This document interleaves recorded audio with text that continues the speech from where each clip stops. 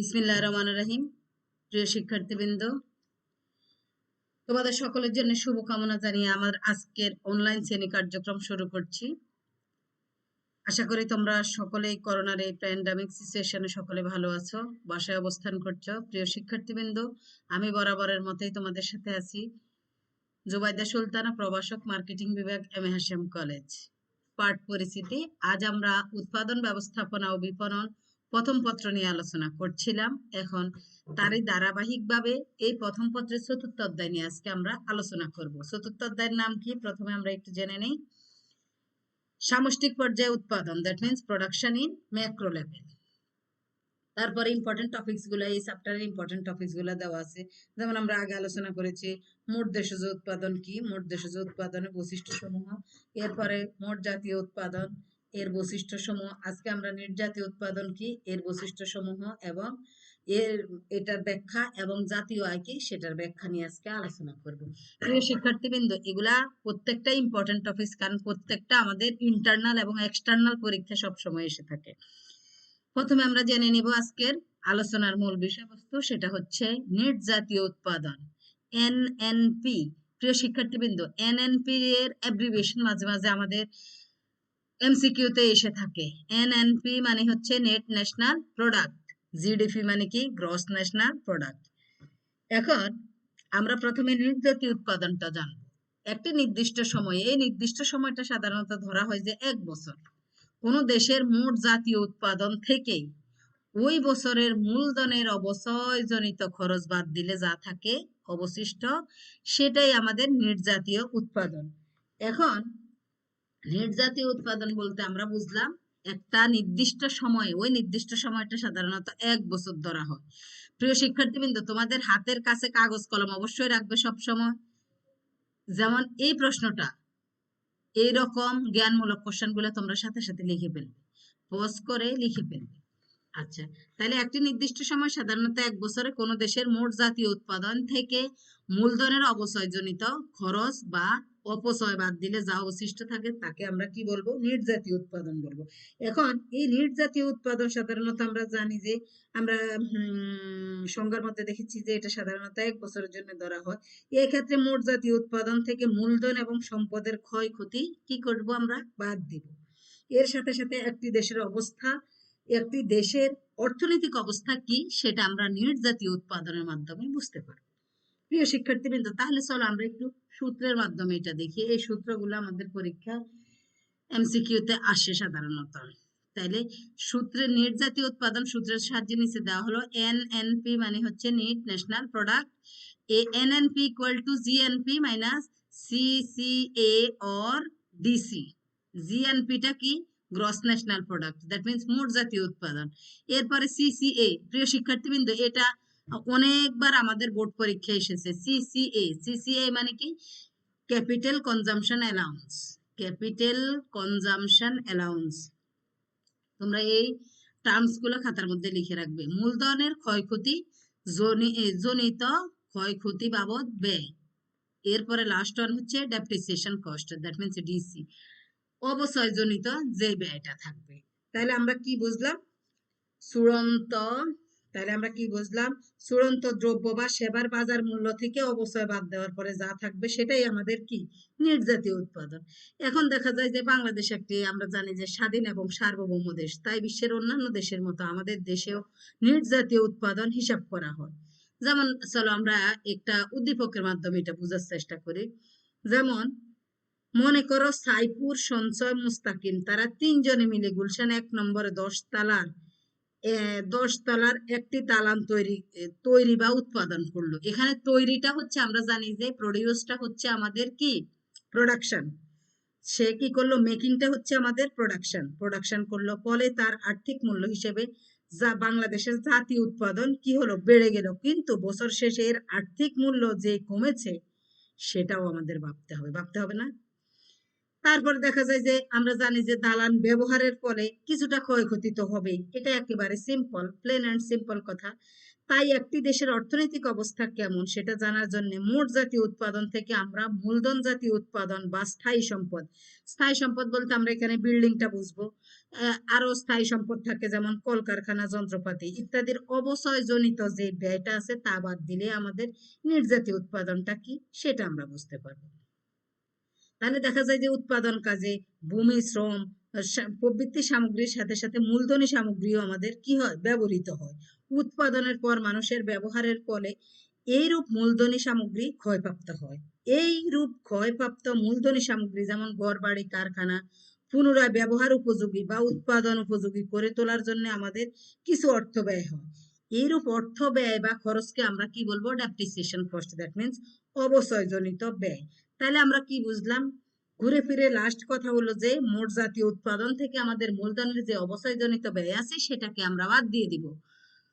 Mister Saifur, সঞ্চয়, মুস্তাকিম তারা তিনজন মিলে যে একটা 10 তলা ভবন তৈরি করেছিল, এই ভবনটা আফটার 1 ইয়ার্স সেটা যখন আমরা ইউজ করা শুরু করব সেটার দেখা যাবে কল ভেঙে যাবে, সেটার ভেন্টিলেটরে সমস্যা হবে, সেটার হয়তো কিছু ফিটিংস এর সমস্যা হবে। এখন সেই সমস্যাগুলা বাদ দিয়ে আফটার দ্যাট আমরা সেটাকে কাউন্ট করব নেট ন্যাশনাল প্রোডাক্ট হিসেবে। আমার মনে হয় তোমরা সকলে বুঝতে পেরেছো। আর সূত্রটা মাথায় রাখতে হবে, NNP equal to GNP minus CCA. সিসিএটা কি, ক্যাপিটাল কনজাম্পশন অ্যালাউন্স, এইটা সাধারণত বোর্ড পরীক্ষায় আসে। কিন্তু জিএনপি যেটা গ্রস ন্যাশনাল প্রোডাক্ট, এটাও পরীক্ষায় আসে। বেশিরভাগ কিন্তু সিসিএ স্টুডেন্টরা জিএনপি এনএনপি এগুলো মনে রাখতে পারে, কিন্তু সিসিএটা অনেক সময় ভুলে যায়। সিসিএটা আমরা বলতে কি বুঝি, capital consumption allowance, that means মূলধনের ক্ষয়ক্ষতিজনিত ব্যয়। And finally DC, that means depreciation cost. তাহলে আমরা জিএনপি থেকে সিসিএ অর ডিসি বাদ দিয়ে দিব। মূলধনের ক্ষয়ক্ষতিজনিত ব্যয় অথবা আমরা অবচয়জনিত ব্যয়টা বাদ দিয়ে দিব নেট ন্যাশনাল প্রোডাক্টের ক্ষেত্রে। প্রিয় শিক্ষার্থীবৃন্দ, আশা করি তোমরা একেবারে ভালো করে বুঝতে পেরেছো। যদি না বুঝো তাহলে বইটা আরেকবার পড়ো, আশা করি তোমরা বুঝতে পারবে। ওকে, এবং আমরা পরের টপিকে চলে যাই। জাতীয় আয় কি? জাতীয় আয় বলতে আমরা কি বুঝি, ন্যাশনাল ইনকাম, সেটা কি ব্যাখ্যা করো। এখন আমরা জাতীয় আয়টা বুঝতে হবে। জাতীয় আয় বলতে আমরা কি বুঝি, জাতীয় আয় হচ্ছে মোট জাতীয় উৎপাদনের আর্থিক মূল্যকে আমরা কি বলবো, জাতীয় আয় বলবো। এখন মোট জাতীয় উৎপাদনের আর্থিক মূল্যকে জাতীয় আয় বলে, শুধু এই লাইন লিখে দিলে তোমাদের হয়ে যাবে। কিন্তু সাধারণত দেখা যায় যে এটা অনেক সময় তোমাদের মাথায় নাও থাকতে পারে। এই জন্যে তোমরা ভালো করে একটা পয়েন্ট শিখতে হবে, সেটা হচ্ছে যে ওই যে আগেরটার সাথে মিলিয়ে, তাহলে তোমাদের মাথায় সবসময় থাকবে। সেটা বলতে আমরা কি বুঝি, একটি নির্দিষ্ট সময়, ওই নির্দিষ্ট সময়টা সাধারণত ধরা হয় যে 1 বছর, উৎপাদনের উপকরণগুলো ব্যবহার করে জনগণ যেই পরিমাণ বস্তুগত ও অবস্তুগত দ্রব্য সামগ্রী উৎপাদন করে তাকে, তার আর্থিক মূল্যকে আমরা কি বলবো, জাতীয় আয় বলবো। প্রিয় শিক্ষার্থীবৃন্দ, এখন জাতীয় আয়টা হঠাৎ করে আমাদের মাথায় কিভাবে ঢুকবে, চলো আমরা একটা উদ্দীপকের মাধ্যমে সুন্দর করে বোঝার চেষ্টা করি, তাহলে আমরা খুব সহজে মনে রাখতে পারবো। এখন এর সাথে সাথে তোমরা বই পড়বে। প্রিয় শিক্ষার্থীবৃন্দ, বইয়ের কোনো বিকল্প নাই, টিচার কিন্তু তোমার সাথে নাই। তোমার যদি বই না পড়ো তাহলে তুমি অনেক কিছু থেকে বঞ্চিত হবে, মাথায় অনেক কিছু থাকবে না। আর এই বই পড়ার সাথে সাথে ক্লাস লেকচার সাথে সাথে তোমরা কিন্তু সকল চ্যাপ্টারের ইম্পর্টেন্ট যে টপিকস গুলো আমরা আলোচনা করছি সংক্ষিপ্ত সিলেবাসের আলোকে, সেগুলো তোমরা লিখে ফেলবে। লিখে ফেললে তোমার পড়ার বেশিরভাগ অংশ হয়ে যাবে। আচ্ছা, তাহলে আমরা কি বুঝবো, এখন আমরা concept of national income, that means জাতীয় আয়ের যে একটা কনসেপ্ট ধারণা আছে সেটা একটা এক্সাম্পলের মাধ্যমে বুঝবো। আমাদের গ্রামটা হচ্ছে, বাংলাদেশের গ্রামগুলো হচ্ছে সবুজ, সবুজ ফসল, সবুজ গ্রাম, বৈচিত্র্যময় প্রকৃতি, সব মিলিয়ে সোনালী আঁশের দেশ হচ্ছে আমাদের এই বাংলাদেশ। সোনালী আঁশটা কি মনে আছে, পাটকে কি বলা হয়, সোনালী আঁশ বলা হয়। সেই তোমাদের ছোটবেলার পড়া ভুলে গেছো।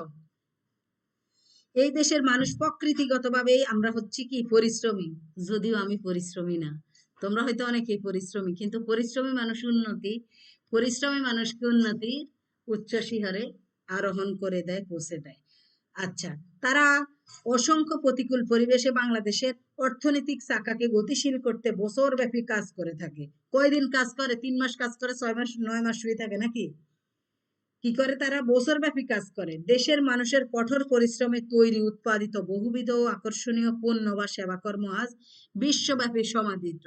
এই সমাদৃত পণ্যের ক্ষেত্রে if you think about our garments sector, then তুমি দেখতে পারবে যে গার্মেন্টস এর কর্মীরা দিন রাত সারাক্ষণ কাজ করে, এরা মেশিনের মতো হয়ে যায়।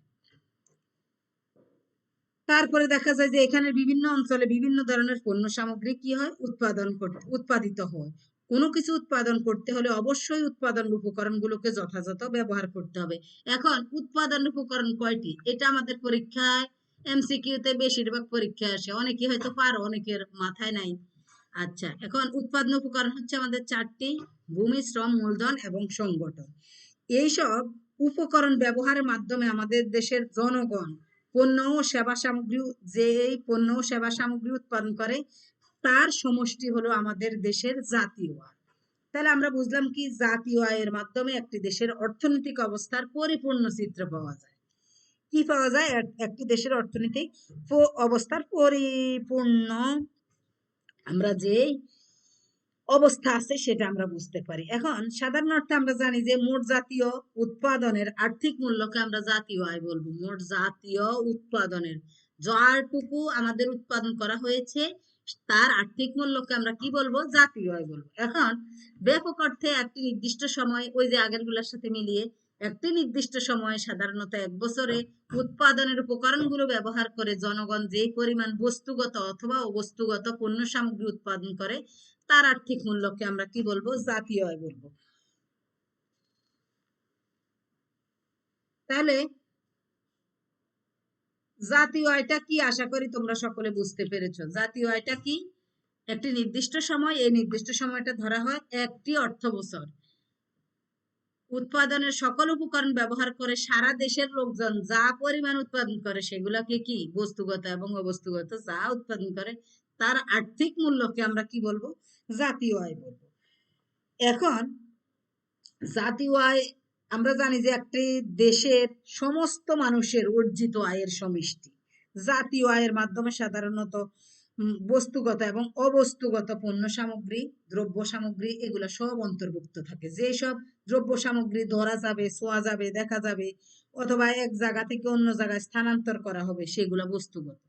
বস্তুগতের মধ্যে আমরা বুঝতে পেরেছি যে এই যে that means all these are product that is transparent, that is আমরা দেখতে পারবো, টাচ করতে পারবো, অনুভব করতে পারবো। সেগুলো হচ্ছে যেমন আমরা চাল, ডাল, আটা, ময়দা, সুজির কথা চিন্তা করি। আবার যে সব দ্রব্য সামগ্রী ধরা যাবে না, ছোঁয়া যাবে না, এক জায়গা থেকে অন্য জায়গা হস্তান্তর করা যাবে না, সেগুলো অবস্তুগত।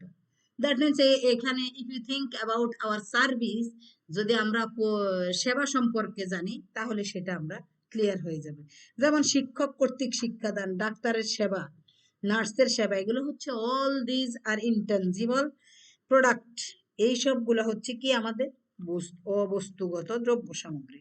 তাহলে তোমরা আশা করি বুঝতে পেরেছো একটি নির্দিষ্ট সময় সাধারণত একটি অর্থ বছরে উৎপাদন উপকরণগুলো ব্যবহার করে দেশের জনগণ যে পরিমাণ বস্তুগত এবং অবস্তুগত পণ্য সামগ্রী উৎপাদন করে তাকে আমরা, তার মূল্যকে আমরা কি বলবো? জাতীয় আয় বলবো। প্রিয় শিক্ষার্থীবৃন্দ, আমাদের আজকের আলোচনা এই পর্যন্তই। তোমরা সকলে ভালো থাকবে, বাসায় অবস্থান করবে। সকলের জন্য শুভকামনা জানিয়ে আমার আজকের ক্লাস এখানে শেষ করছি। আল্লাহ হাফেজ।